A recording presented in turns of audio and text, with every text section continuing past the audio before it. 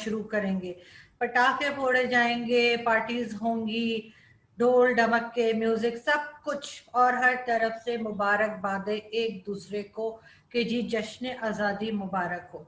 तो मेरी तरफ से भी तमाम पाकिस्तानियों को जो पाकिस्तान में रहते हैं या पाकिस्तान में नहीं रहते और किसी और कंट्री में रहते हैं, उनको बहुत बहुत 14 अगस्त की मुबारकबाद के जश्न आज़ादी जो है हम मना रहे हैं।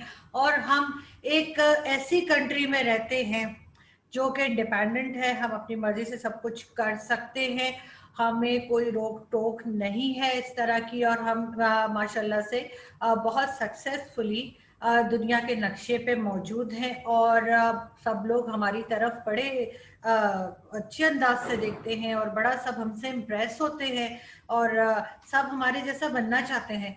आप लोग सोच रहे होंगे मैं ऐसी बात क्यों कर रही हूँ। बिल्कुल, आप लोग जानते ही हैं कि इतने साल जो गुजर गए हैं पाकिस्तान को बने हुए, 1947 से लेकर अगर हम 2020 तक का थोड़ा सा जायजा लेते हैं आज, और देखते हैं कि ये जो पाकिस्तान है, क्या ये वही पाकिस्तान है जो मिस्टर जिन्ना ने बनाना चाहा था?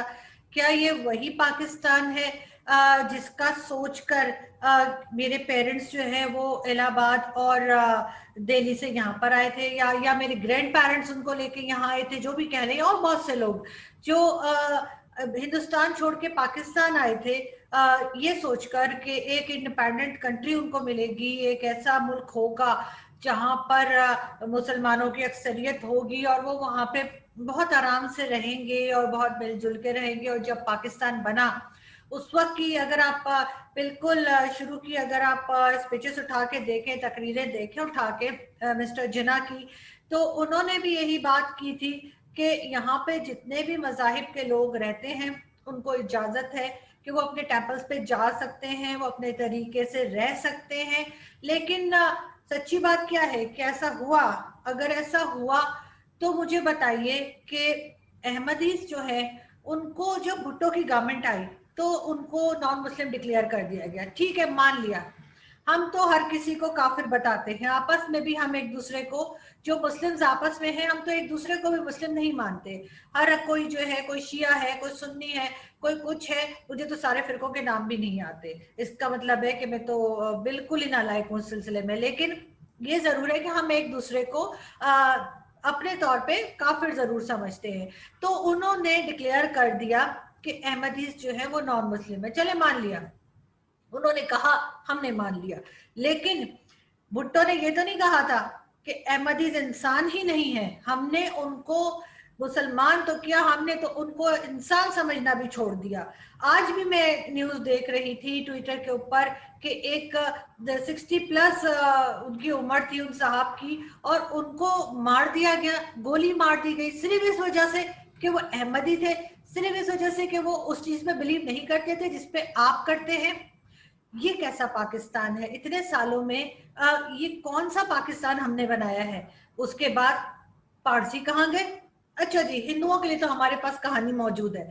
हमें कोई पूछे हम कह देते हैं जी हिंदू तो बहुत थे हमारे पास, साथ आए थे हमारे, लेकिन क्या हुआ, बांग्लादेश बन गया और आधे से ज्यादा उठ के बांग्लादेश चले गए। ये झूठ हम हर जगह बोलते हैं, अपने साथ भी बोलते हैं, और अपने साथ जो हमारे साथ लोग बात करते हैं, चाहे वो किसी भी मीडिया के हों, बाहर के मीडिया के हों, पाकिस्तान के मीडिया के हों, ये झूठ हम पूरे धड़ल्ले के साथ उनको भी बोल देते हैं कि जी वो हिंदू जो थे ना वो तो जी वहां चले गए बांग्लादेश। चले मान लिया हिंदू बांग्लादेश चले गए, तो फिर मुझे बताइए पारसी कहाँ गए? कराची में पारसी कंपाउंड क्यों खाली है?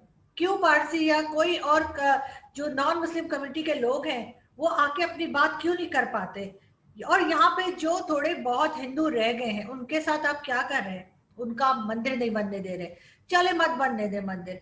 लेकिन आप लोगों ने और क्या किया उनके साथ?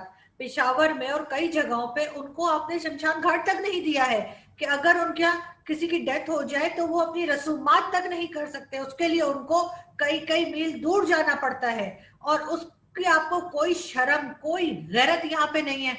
क्रिश्चियंस के साथ क्या करते हैं? हिंदुओं का तो बहुत इंडियन मीडिया ने उठाया कि जी हिंदुओं की लड़कियां उठा के ले जाते हैं, साल में 1000 लड़कियां उठा के ले जाते हैं, जबरदस्ती उनका मजहब बदलवा देते हैं, उनकी शादियां करवा देते हैं।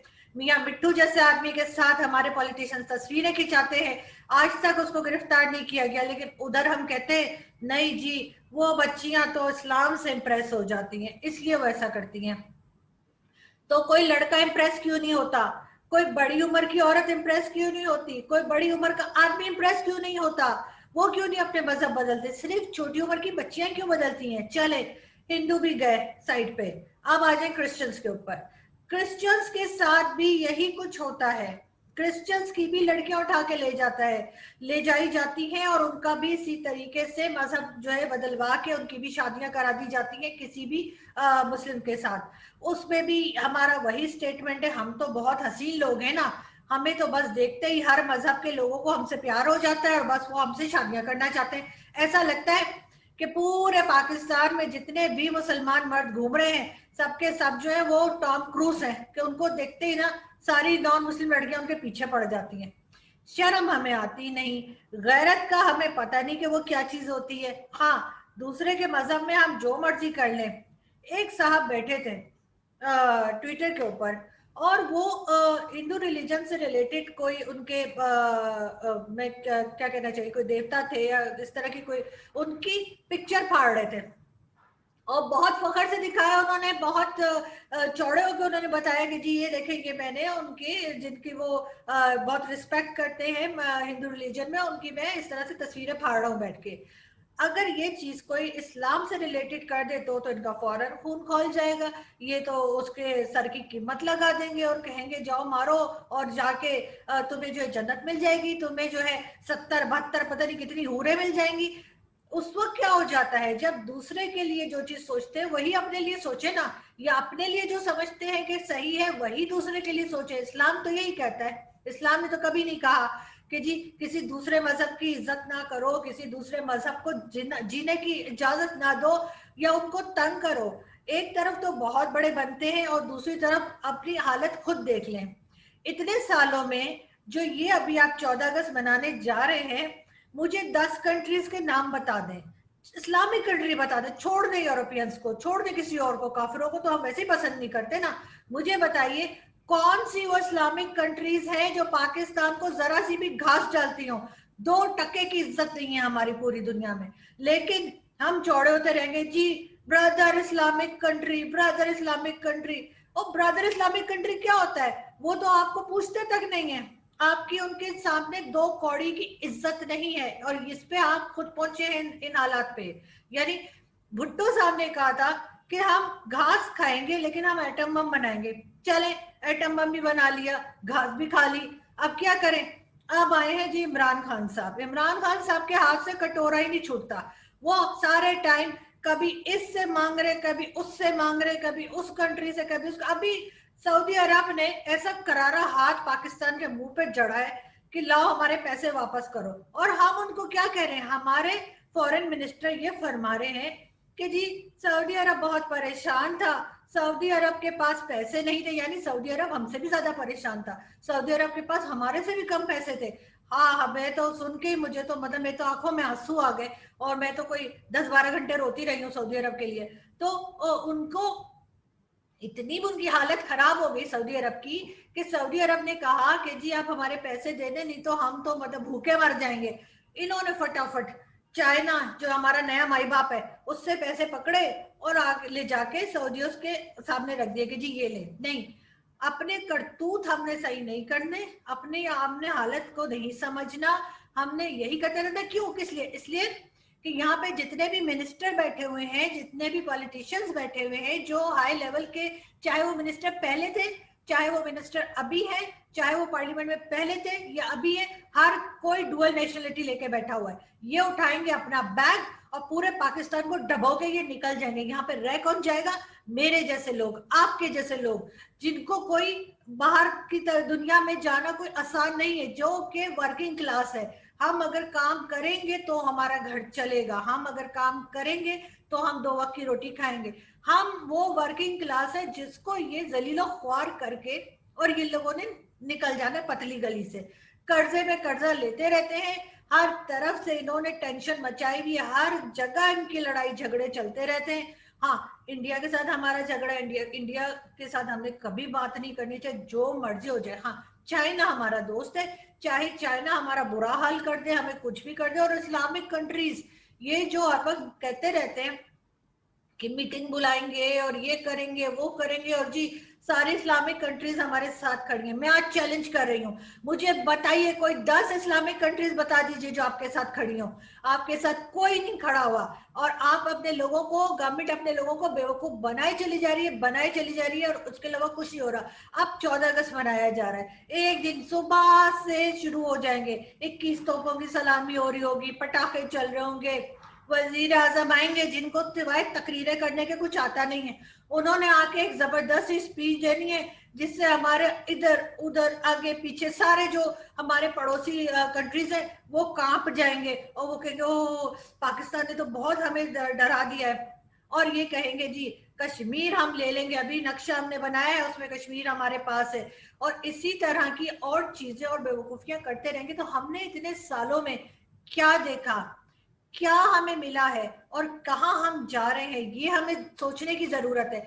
हमारे जो इर्द गिर्द कंट्रीज हैं जिनको हम अपना दुश्मन समझते हैं, उनके साथ मुकाबला करना है तो उनके साथ एजुकेशन में मुकाबला करें, इकोनॉमी में मुकाबला करें, किसी काबिलियत वाली चीज में मुकाबला करें। अपने लोगों को, जो लोग आपके सड़क पे पड़े हुए हैं, जो लोग आपके जॉबलेस हैं, उनको आगे लेकर आए। आप उनको बताएं कि जी हमने अपने मुल्क को क्या से क्या बना दिया। हमारे लोगों को कहीं बाहर जाने की, कहीं रोने पीटने की जरूरत नहीं है, इसलिए कि उनको यहाँ पे जॉब्स मिल रही है, खाने को मिल रहा है, सब कुछ हो रहा है। लेकिन नहीं, हमने ऐसा कुछ नहीं करना। हमने सिर्फ और सिर्फ नफरतें फैलानी है, हमने सिर्फ और सिर्फ एहसान उल्ला एहसान टाइप के लोग जो है उनको हमने छोड़ देना है। और किसी ने हमसे पूछना भी नहीं है कि भाई वो कहाँ गया जिसने आपके ही कंट्री के, आपके ही बच्चों को मार डाला, जिसके लिए पूरी दुनिया रोई थी, उस आदमी को आपने जाने दिया। वो आदमी जाके ऑडियो ऑडियो टेप रिलीज कर रहा है और आप बैठे हुए, आप बोल रहे नहीं जी वो तो फेक न्यूज है। हाँ, मान लिया फेक है, चले मान लिया, मैंने मैंने क्या, सब पूरी दुनिया मान गई आपकी बात कि वो टेप फेक है और वो गलत कह रहा है। लेकिन मुझे ये बताइए ना कि आपने उसको छोड़ा क्यों, वो कहाँ है, वो किधर है, क्या वो जाके, उसको इतनी इतनी परमिशन है कि वो जाके जो है कोई भी वो वीडियो रिलीज कर दे और वो कुछ भी आपको धमकियां लगाए और आप आगे से सफाइयां देते रहे कि नहीं जी हमने ऐसा कुछ नहीं कहा, हमने उसे कोई ऑर्डर नहीं दिया कि हमारे जर्नलिस्ट और हमारे कोई इस तरह की जो प्रोमिनेंट पर्सनालिटीज है उनको मारो, हमने उसको ऐसा कुछ नहीं कहा। लेकिन असल बात यह है कि ठीक है आपने उसको नहीं कहा और ऐसा कुछ नहीं है, मगर बात सिर्फ ये है कि उसको छोड़ा क्यों। और अब जब इतने साल हो गए हैं पाकिस्तान को बने हुए, कौन सी ऐसी चीजें हैं, कौन से ऐसे कारनामे हैं आपके, आपकी गवर्नमेंट के, पिछली गवर्नमेंट्स के, उससे पिछली गवर्नमेंट के, उससे पिछली गवर्नमेंट के, जो आप बता सके कि जी हमने इतने सालों में ये अचीव किया है। हमने क्या अचीव किया है इतने सालों में, मुझे ये बता दे। सुई तक हम बना नहीं सकते, सुई बनाने के लिए भी हमारे पास कोई ऐसी कोई काबिलियत नहीं है कि हम एक सुई तक प्रोड्यूस कर सके पाकिस्तान में। तो मुझे बताइए हमने क्या बनाया है और किस बात का जश्न हम मनाएं, किस बात के ऊपर जो 14 अगस्त आप मना रहे हैं, जो मुल्क आपको इतनी मुश्किलों से, इतने लोगों को, जो इतने लोगों ने अपनी जो है शहादत दी, इतने लोगों को मुश्किल हुई यहाँ वहां से यहाँ और यहाँ से वहां शिफ्ट होने में, उनको आपने क्या दिया बदले में। ये करप्ट हुकूमत, ये इस तरह की हुकूमत है जो आदिशर कावस जी जो सीनियर जर्नलिस्ट हुआ करते थे कराची में, वो कहते थे कि जी पाकिस्तान का तो वही हाल है कि जी चोर जाता है और डाकू आता है यहाँ की गवर्नमेंट में। तो मेरा ख्याल है कावस जी बिल्कुल सही कहते थे कि वो उनकी बात 100% बिल्कुल दुरुस्त साबित हुई है। अभी देखते जाइए जब इमरान खान साहब की गवर्नमेंट जाएगी तो फिर आपको पता चलेगा कि इसमें कितना घोटाला था और इसमें कहाँ कहाँ पे करप्शन हुई थी। चले करप्शन भी कर ले भाई, आप लोगों के तो खून में पॉलिटिशियंस के, हमारे यहाँ तो चोरी करना, लेकिन उसके साथ कुछ लोगों को भी तो कुछ प्रोवाइड करें। लोगों को जॉब्स, लोगों की खत्म हो गई हैं। आपने तो कहा था कि हम तो जॉब्स लेकर आएंगे, वो पता नहीं कितने करोड़ के कितने लाख घर आप बनाने वाले थे, वो भी नहीं है, वो भी आपने नहीं बनाए। मीडिया पे हर तरह की पाबंदी आपने लगा रखी है, मीडिया ये नहीं बोल सकता, मीडिया वो नहीं बोल सकता, मीडिया ये नहीं कह सकता, मीडिया पे ये नहीं आ सकता, मीडिया के कमर्शियल्स बंद कर देंगे, मीडिया को ये कर देंगे, मीडिया को वो कर देंगे। अब आपका, आपकी नजर सोशल मीडिया के ऊपर है। अब आप चाह रहे हैं कि कोई सोशल मीडिया पे भी बात ना कर सके, लेकिन इससे होना कुछ नहीं है। सारी दुनिया को आप बंद नहीं कर सकते। हाँ, जितना आपने लोगों को जितना पाकिस्तान को लोगों की नजरों में गिराना था वो आप गिरा चुके। अब इससे ज्यादा कुछ होता हुआ नजर आ रहा नहीं है। फिर भी सबको बहुत मुबारक हो 14 अगस्त की। जो लोग मना रहे हैं जरूर मनाएं, लेकिन साथ में ये भी सोचें कि आपने इस मुल्क को क्या दिया। इस मुल्क ने तो आपको बहुत कुछ दिया है, लेकिन क्या इस मुल्क को आपने कुछ दिया है? आज आप जब बाहर जाते हैं किसी यूरोपियन कंट्री में, आपके पासपोर्ट की कितनी इज्जत है आपको अच्छे से पता है। आप लोग यहाँ पे लोगों को किसी के ऊपर भी ब्लास्फेमी का लॉ का बोल देते हैं कि जी ब्लास्फेमी लॉ का आप इल्जाम लगा देते हैं और उसके बाद उसको मारने के लिए निकल पड़ते हैं। ये चीज पाकिस्तान बनाते वक्त तो किसी ने नहीं सोची कैसा होगा। फिर यहाँ क्यों हो रहा है? क्यों इसको कंट्रोल नहीं किया जा रहा? कौन लोग इसके पीछे हैं? यहाँ पे जो माइनॉरिटी रहती है वो और कितने दिन चुप रहेगी? वो कब तक अपने ऊपर जुल्म बर्दाश्त करते रहेंगे? वो कब तक देखते रहेंगे कि उनकी बेटियों को उठा के ले जाया जा रहा है? वो कब तक ये देखेंगे कि उनको शमशान घाट तक नहीं दिया जा रहा? एक सिंगल मंदिर जो बन रहा है इस्लामाबाद में, उसके ऊपर ऐसे जाहिलों की तरह जो आप लोग चिल्लाए हैं, उससे तो आपको मेरा ख्याल है कि बहुत बड़े बड़े अवार्ड मिले होंगे दुनिया में आप लोगों को। आप लोग दूसरों के ऊपर उंगली उठाने से पहले सबसे पहले अपने आप को चेक करें, इसलिए कि जब आप किसी एक के ऊपर उंगली उठाते हैं तो उसके बाद तीन चार उंगलियां आपकी अपनी तरफ भी उठती हैं। तो इसलिए सबसे पहले अपने आप को चेक करें, अपने आप को ठीक करें। वैसे तो कोई उम्मीद है नहीं, क्योंकि मैं जिन लोगों से बात कर रही हूँ वो इतने ढीठ हैं कि वो उल्टा मुझे ही गालियां निकालेंगे। लेकिन फिर भी मैं कह रही हूँ कि आज जश्न मनाने से पहले ये सोचिए कि आपने पाकिस्तान को क्या दिया और आपने पाकिस्तान को आज कहाँ खड़ा कर दिया है। कि हम ना तो हम FATF से निकल पा रहे हैं, ना हम कर्जों से निकल पा रहे हैं, ना हमारा दुनिया में इंप्रेशन ठीक हो रहा है, ना ही एहसान उल्ला एहसान जैसे लोगों को छोड़ के आप लोगों ने और जैसे कहना चाहिए ना और ज्यादा जलती पे तेल का काम कर दिया है। तो ये चीजें जो है ये पाकिस्तान को कहीं का नहीं छोड़ेंगे। और वही यही पॉलिटिशियन इनका क्या है, ये तो अपने बैग्स उठाएंगे और ये निकल जाएंगे। हर एक के पैसे, हर एक की औलादे, हर एक की फैमिली तो बाहर बैठी हुई है। यहाँ पे रह जाएंगे सिर्फ इनके वोटर्स और इनके चमचे, जो इनके कहने के ऊपर जो है उस पे सोशल मीडिया पे भी जो है लोगों को गालियां निकालते हैं और इनके कहने पे कुछ भी करने को तैयार हो जाते हैं, जिनको ये समझ नहीं आती कि उनको यूज किया जा रहा है। बहुत शुक्रिया, थैंक यू।